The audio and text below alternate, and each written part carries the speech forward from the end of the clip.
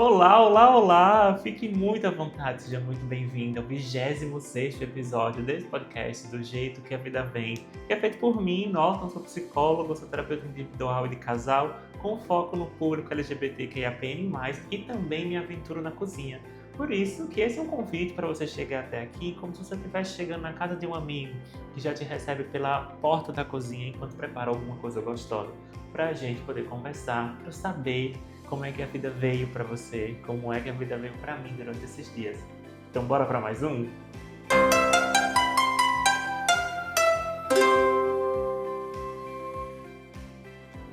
Então, gente, olha, a temática do amor é uma temática muito presente na minha vida e especialmente também no meu trabalho. Então, eu acabo lendo muito e ajudando muitas pessoas quando alguma coisa do amor já não deu tão certo, se essa pessoa está precisando tomar alguma outra decisão na vida. Geralmente é na terapia que as pessoas costumam recorrer, né? Então, não é muito diferente daqui, sendo eu o psicólogo ou sendo eu o paciente. Também é uma das coisas que eu trabalho muito no meu processo de autoconhecimento e autodesenvolvimento na minha terapia também. E aí, tem uma parte, assim, vocês já viram aqui nos outros episódios, se você ainda não assistiu, vai lá e volta, porque vale a pena. Não lembro exatamente qual é o número do episódio, mas vou deixar aqui linkado no card, que é sobre aquela famigerada 5 linguagens do amor. Então, se você não viu, já vai saber de agora, né, que eu sou completamente desconfiado dessas 5 linguagens do amor. E um resumo bem breve, para você ir lá assistir mais, que eu detalho muito mais, é porque foi se criando uma ideia de que eu tenho que descobrir qual é a linguagem do amor da outra pessoa, e à medida que eu já sei qual é a linguagem do amor dela, parece que já está tudo dominado. Eu não preciso fazer mais muita coisa, porque agora ela automaticamente vai se sentir amada, porque eu já estou sabendo qual é a linguagem dela e a minha, né, pra gente conseguir se relacionar. A parte que eu discordo é porque a gente precisa de mais do que 5 linguagens do amor, e a gente precisa aprender a ver o amor também para além daquela linguagem já conhecida. Sei lá, vai que a sua linguagem seja receber ou dar presentes, né, presentear. Também existe amor em outras comunicações, em outras atitudes. Tanto isso é verdade que recentemente, é por isso que eu queria trazer esse exemplo para vocês, que envolve a minha relação com o meu pai. Mas antes a gente vai chegar num lugar, né? Porque geralmente quando você é uma pessoa LGBT ou quando você se descobre uma pessoa LGBT ao longo da sua vida, né? Aí eu tô falando isso porque existe uma diferença de você desde muito pequeno, desde muito novo ou nova, já identificar que você não é do mesmo jeito que as outras crianças. Então, eu já sabia que existia algo em mim que me colocava diferente dos outros meninos desde a escola. Só que eu não sabia direito o que era. Mas apesar, ao longo do tempo, na sala de aula eu fui descobrindo o que era, e eu descobria já o que era e que não era bom por conta das violências, do bullying, das exclusões que eu sofria no período da escola. Então, ainda assim, embora a minha infância tenha sido lá para os anos 2000, né, antes dos anos 10, depois dos 2000, ainda assim era muito marcado o evento do bullying, da violência, e principalmente as violências de gênero e violências de corpos, né, por ter sido também uma criança com obesidade. Só que isso foi se montando em mim um lugar de não conseguir ser amado por completo. Não saber se eu era amado de verdade, mas eu sabia que eu era muito amado pela minha competência. E isso deixou uma marca muito significativa, esse é um sintoma muito forte, que eu tento muito trabalhar, me desenvolver para ser amado e para me sentir amado na minha inutividade, quando eu não trago um benefício para aquela pessoa, quando não necessariamente ela acessa coisas a partir de mim, e mesmo assim ser amado. Então esse é um desafio que eu me coloco, trago isso com muita consciência para exercitar, receber amor sem ter uma grande moeda de troca. Claro que todas as relações elas envolvem algum tipo de troca, mas não ficar baseado nas relações apenas pela troca, apenas no que eu posso proporcionar. Porque isso faria eu desacreditar completamente das amizades que eu tenho, né, que hoje são as minhas maiores fontes de amor. E aí, maiores não, né? Até errei na hora. Hoje as minhas amizades são uma fonte de amor para mim, a minha família também é uma fonte de amor para mim, colegas de trabalho, algumas pessoas também, nesse exemplo. Porque é até um exercício, né? A gente parar de colocar o amor romântico como o centro do amor e como o centro da vida, como o centro de decisões sobre o nosso futuro, para que a gente consiga perceber onde tem amor. E aí, para ser uma pessoa LGBT, quando você se descobre uma pessoa LGBT, porque isso também pode levar alguns anos ou algumas décadas, né? Pode ser que você tenha vivido um período da sua vida sem acessar ou sem dar vazão ou sem fazer contato mesmo com alguns desejos, né? Algumas proibições. Infelizmente, tem muitos aspectos que sejam de autoritarismo dentro da família ou dentro da religião. Então, existem pessoas que vão se descobrindo LGBT ao longo da vida e conseguem se afirmar diante desse processo, que não costuma ser um processo fácil para as pessoas. Por isso que eu atendo muitas pessoas que estão nesse movimento de dar nome, se identificar, poder se emancipar de um desejo, poder assumir uma frustração com algumas pessoas ou até mesmo rompimentos de vínculos. Então, num processo terapêutico que a gente vai organizando cada um desses processos, vendo as ameaças de possíveis perdas, o quanto essa pessoa também precisa contar com uma estrutura para poder suportar esse processo, e durante o processo terapêutico a gente vai cuidando disso para que, no fundo, nós sejamos amados de maneira livre, porque esse é o nosso direito, né? Livre e na nossa autenticidade. Já nesse assunto, quando trazia o aspecto familiar, eu também imaginava, né, que quando a minha família soubesse da minha orientação sexual, isso pudesse causar algum tipo de exclusão.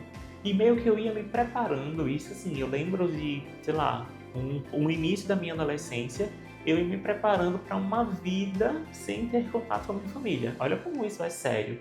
Eu imaginava sempre que eu estaria estudando, então a marca do estudo, eu sabia desde muito novo que a marca do estudo era o que me emanciparia e eu precisava estudar muito, porque estudando muito eu iria para uma boa universidade, indo para uma boa universidade eu conseguiria um bom emprego e quando eu tivesse esse bom emprego já seria distante. E aí eu lembro da marca da distância. Precisaria ser fora do estado. Eu não imaginava nem que seria, sei lá, na distância que hoje é, né? Minha família é de uma cidade do interior e hoje eu moro na capital desse estado, né? Sergipe, em Aracaju. Eu imaginava que ela seria longe. Seria ainda Brasil ou seria fora do Brasil, porque aquilo dali significaria que finalmente eu vou poder ser livre. Agora eu já poderia decepcionar, quem está me ouvindo, eu coloquei aspas aqui nesse decepcionar, e a minha família não estaria próxima, então eu ia lidar com isso depois. Disso eu estou falando de coisas que eu pensava lá com 10, 12 anos de idade. Até nesse período que eu estava para entrar no ensino médio, e aí no ensino médio era onde a coisa foi ficando mais intensa, para dizer, então agora é a hora que eu preciso decidir se realmente qual é o futuro profissional que eu vou seguir. E aí, o destino foi mudando, felizmente a minha família se tornou muito próxima a mim, conhecendo da minha orientação sexual, conhecendo do meu jeito de ser, do meu jeito de falar, da minha risada, da maneira como eu ajo no mundo e eles estão juntos comigo. Então isso é muito precioso para mim, porque eu não conseguiria abrir mão de tudo isso que eu sou para estar próximo da minha família. Então a gente precisava se adaptar nesse processo se quiséssemos seguir juntos. Por isso que não acho e não defendo necessariamente de que existe esse amor incondicional, que o amor tudo suporta, que o amor perdoa. A gente vai colocando muita coisa aí na carga do amor ou do amor familiar que muitas vezes só cobre violência. Muitas vezes faz isso em nome de uma subserviência pela família, pelo nome da família e pelos cargos da família, né? Aspas de novo em cargos, seja porque é pai, porque é vó, porque é a mãe, porque é irmão, porque é assim mesmo. E aí é um direito nosso também se emancipar dentro das nossas relações para poder sim viver uma vida autêntica, livre e feliz. E isso não quer dizer simplicidade, mas quer dizer muito um ato revolucionário de coragem de nós conosco e com a nossa história. Porque a gente sim sempre pode ter uma vida melhor se a gente percebe que também existe amor nos outros lugares, nas outras ferramentas, em outras situações. Naquele exercício de esperançar, de criar uma esperança, de ter esperança de fazer alguma coisa, de ter uma esperança de futuro. E isso com toda certeza faz muita diferença. Quando estava falando, né, retomando esse ponto agora do meu pai, estava me preparando para um evento muito importante para mim, pessoalmente, mas também para mim profissionalmente na minha carreira. E eu fui compartilhei isso com o meu pai, que estava me preparando para ir para esse lugar, o que era que eu ia fazer. Então ele estava me acompanhando nessa jornada, então ele estava por dentro.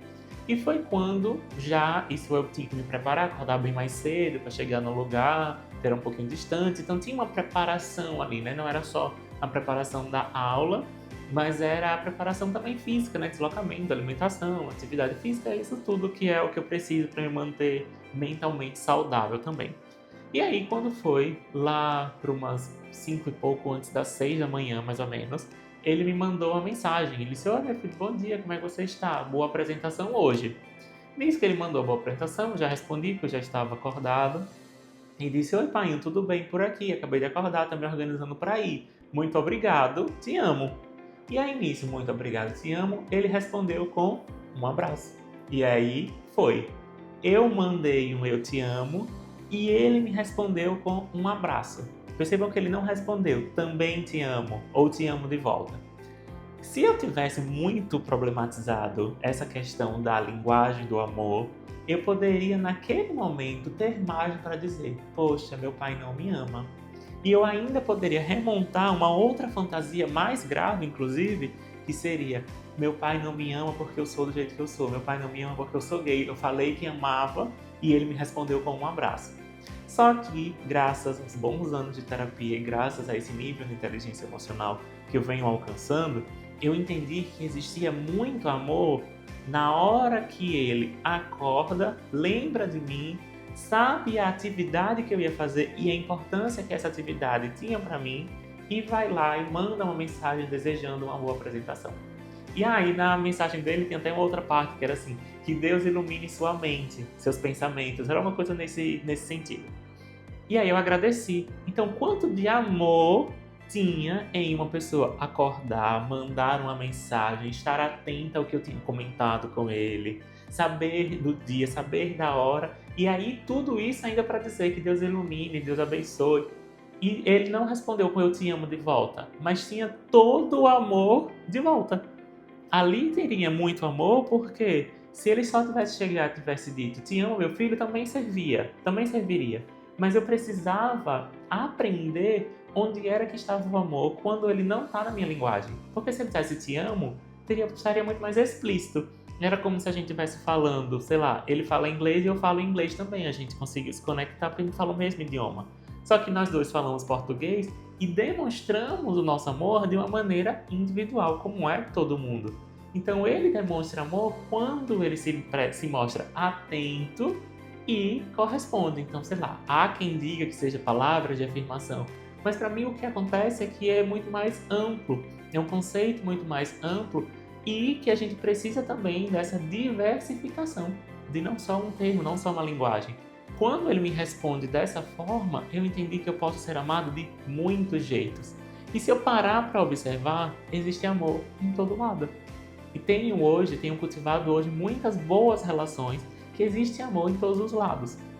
E aí, quando eu falo isso, e a temática do amor sempre muito presente, é porque eu também tenho descoberto que tem muitas pessoas que estão comigo, que querem estar comigo e que gostam de estar comigo. E por isso, elas também me amam. Sendo que é de uma forma muito única, muito de cada um.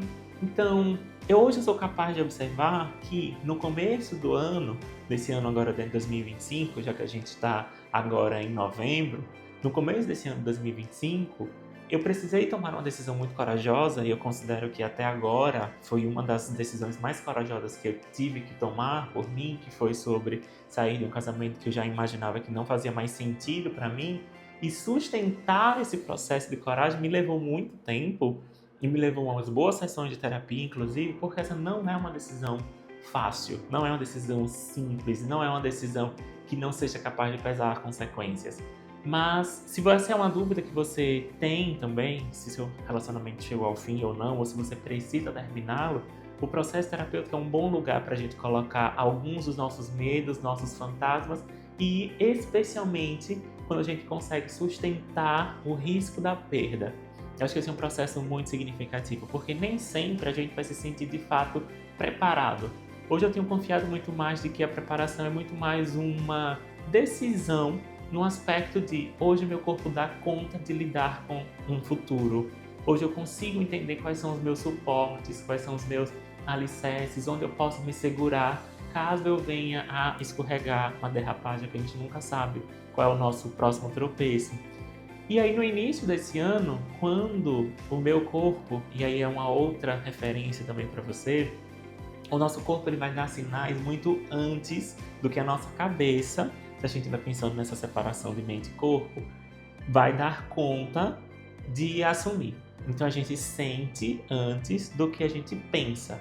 Então isso para muitos processos. Então nosso corpo vai dando sinais. O seu corpo provavelmente deve estar dando um determinado sinal de que alguma coisa está chegando ao fim, de que alguma coisa continua sendo empolgante para continuar. E a gente precisa afinar esse mesma linguagem, esse mesmo idioma que a gente usa também para o nosso corpo, para entender que desejo é esse que ele está precisando ser atendido.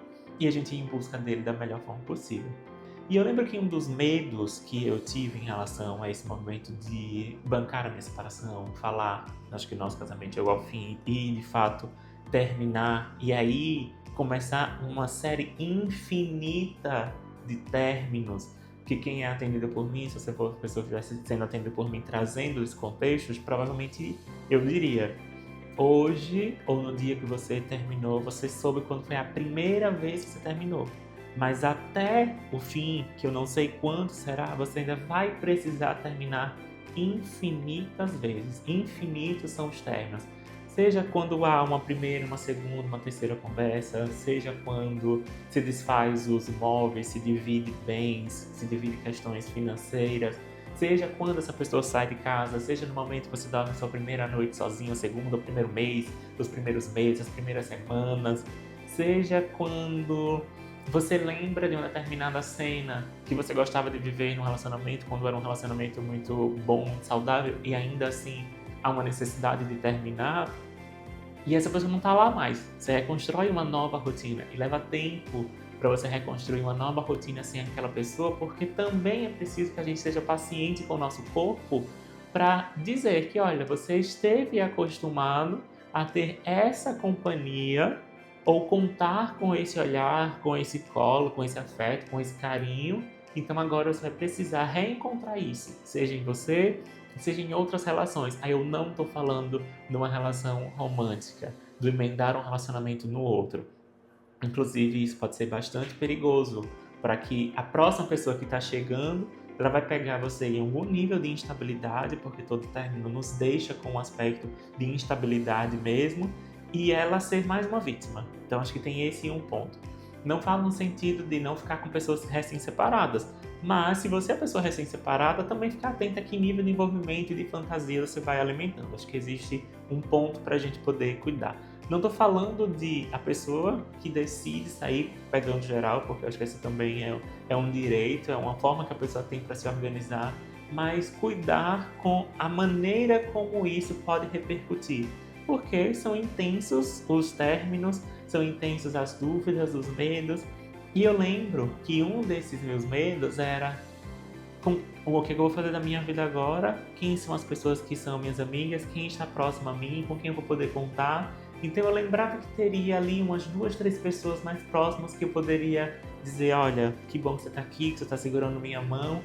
Nem todas elas estavam no mesmo estado, então uma delas aqui, que é uma amiga minha, Suelen, que eu gosto muito dela, que não estava aqui, né? Não está em Aracaju, não está em Sergipe, está em Minas Gerais, então foi uma das pessoas mais presentes, mesmo à distância, que eu conseguia compartilhar, que era muito dos meus pontos assim, de desabafo, sejam as minhas amigas daqui próximas, né? Seja a Nayara, seja a Mayara, as pessoas com quem estavam mais próximas a mim. E aí eu entendi depois, com outras pessoas, com outras amigas que foram chegando, né? Já tinha outras amigas aqui em Aracaju, com outras amigas que foram chegando, que eu me dei conta, isso foi muito lindo. Foi muito emocionante quando eu fui me dando conta de que um amor se transformou, foi acabando de uma forma para dar uma outra forma para essa relação, e foi aí que chegou muito mais amor. Foi aí que eu percebi que as pessoas poderiam me amar na minha inutilidade, poderiam me amar pela minha companhia, poderiam me amar pelo que eu proporciono, seja de comida, doces, bolos, pela festa, poderiam me amar pela confiança, pela forma como eu gosto de ajudar as pessoas verdadeiramente, como eu confio nos projetos delas. E aí eu entendi, olha quanto amor se abriu quando um deles se transformou. E quanto tem de amor ao redor. Então, eu queria deixar você também com esse exercício, já que esse podcast vai se chegando ao fim, mais ou menos, Deixa você com esse exercício onde é que tem amor na sua vida. Se você está com medo de terminar uma determinada coisa, seja um relacionamento, seja um trabalho, seja mudar de estado, você só vai ser capaz de pesar aquilo que você pode perder. Então essa é uma capacidade nossa, a gente pode prever tudo aquilo que a gente vai perder.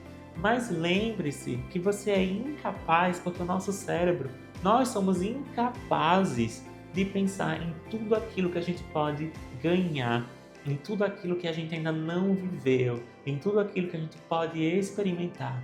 E para quem me acompanha nas minhas redes sociais, para quem me acompanha no Instagram, por exemplo, sabe que esse foi um ano que eu fui experimentando muitas coisas. Foi um ano que eu me abri para viver novas experiências, porque eu precisava que meu corpo pudesse se acostumar com a ideia de que tinha muito mais pela frente, de que ainda tinha muita vida pela frente. E de fato tem. Agora eu tenho comprovação, tem marcas aqui no meu corpo me dizendo que sim, tem muita vida pela frente.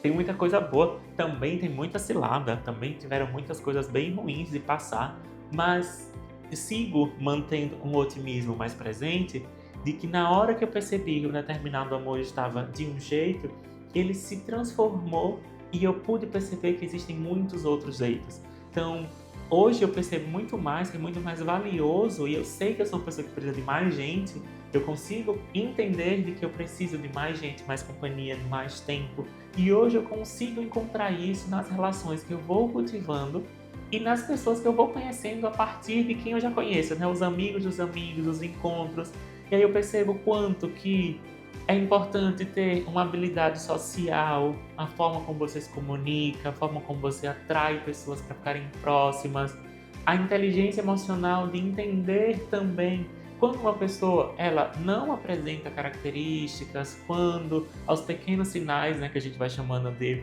red flag, quando os primeiros sinais de que não é uma boa pessoa para você, e saber dizer não, e saber sair, e saber terminar outras relações. Também isso é fundamental, porque muitas vezes a gente fica apenas preocupado sobre o que a gente sente pelo outro, mas se descuida do lado do que como eu me sinto na presença da outra pessoa. O que essa pessoa faz, o que ela desperta em mim, como é que eu me sinto na companhia dela é extremamente válido, porque quando a gente abre mão disso, muito provavelmente você acaba sempre se mobilizando a agir pelo seu afeto, pelo que você sente, e não também pela forma como a outra pessoa faz você se sentir. Essa outra pessoa faz você ficar um pouco mais ansiosa? Essa outra pessoa faz você ficar temerosa, medindo palavras? Essa outra pessoa vai dando sinais de violência na forma de responder, na forma de justificar coisas, na forma de organizar? E se não é compatível com você, lembre-se sempre, nós temos um superpoder. Não sei se você sabia, saiba agora. Nós temos um superpoder que é dar fim nas coisas, de terminar as coisas, de fazer com que determinadas coisas cheguem ao fim. Nem tudo a gente vai conseguir terminar, mas tem muita coisa que você vai precisar se munir de uma dose de coragem, de uma dose de esperança e bancar o fim, fazendo esse exercício de que no futuro pode ser bom, mas para isso eu preciso fazer um passo anterior que é terminar o que está ruim. Então faça um bom uso disso. Se você estiver precisando da minha ajuda para esse momento, saiba de que eu estou disponível para poder acolher a sua história e para que a gente possa passar por isso juntos. No link na descrição desse episódio você consegue fazer seu agendamento comigo.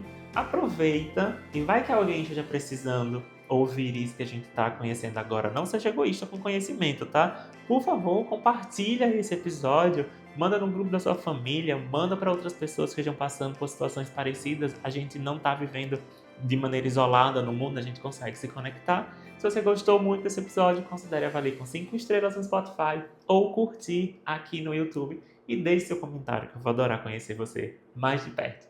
Ficamos por aqui hoje e até semana que vem. Tchau!